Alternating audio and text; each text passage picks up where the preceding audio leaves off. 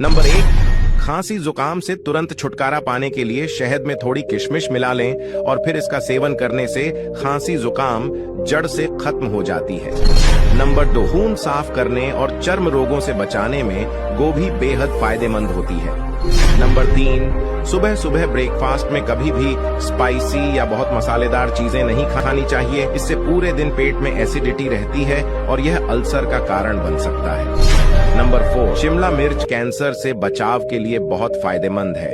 ये cancer cells को विकसित नहीं होने देती है और ये विटामिन सी से भरपूर होने के कारण इसमें एंटीऑक्सीडेंट भी बहुत ही भरपूर मात्रा में होता है।